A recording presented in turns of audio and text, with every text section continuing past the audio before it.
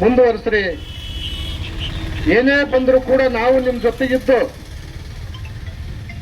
ಈ ಭಾಗದಲ್ಲಿ ಹಿಂದುಳಿದಿರ್ತಕ್ಕಂಥ ಶಿಕ್ಷಣಕ್ಕೆ ನಾವು ಕೂಡ ಒತ್ತು ಕೊಟ್ಟು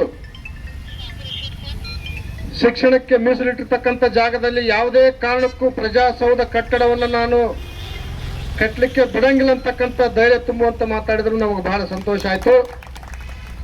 ಮೊದಲನೇದಾಗಿ ಈ ಒಂದು ಹೋರಾಟ ಈ ತಾಲೂಕಿನಲ್ಲಿ ಆಗಬಾರ್ದಾಗಿತ್ತು. ಯಾಕೆ ಆಗಬಾರ್ದಪ್ಪ ಅಂತಂದ್ರ ಬಹಳ ಹಿರಿಯ ಜೀವಿಗಳು, ಯಾಕಂದ್ರೆ ಸನ್ಮಾನ್ಯ ಶ್ರೀ ದರ್ಶನಾಪುರ ಶಾಣಬಸಪ್ಪ ಗೌಡ್ರು ಈ ಒಂದು ಕಟ್ಟಡಕ್ಕೆ ಕೈ ಹಾಕ್ತಾರಂತಕ್ಕಂಥದ್ದು ನಮಗೆ ಅನಿಸಿಲ್ಲ. ಯಾರು ಅವರಿಗೆ ತಪ್ಪು ಮಾಹಿತಿ ಕೊಟ್ರ ಶಿಕ್ಷಣಕ್ಕೆ ಮೀಸಲಿಟ್ಟಿರ್ತಕ್ಕಂಥ ಜಾಗದಲ್ಲಿ ಕಟ್ಟಬಾರದು ಅಂತಕ್ಕಂಥದ್ದು ಅವರಿಗೂ ಕೂಡ ಹಲವಾರು ಕಾನೂನುಗಳ ಮಾಹಿತಿ ಅದ. ಆದರೂ ಅವರು ಈ ಒಂದು ಪ್ರಜಾಸೌಧ ಯಾರು ಹಿತಕ್ಕಾಗಿ ಕಟ್ತಾರ,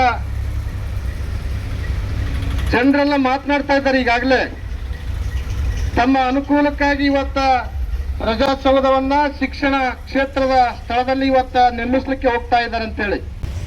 ಯಾಕಂದ್ರ ಈಗಿನ ಕಾಲ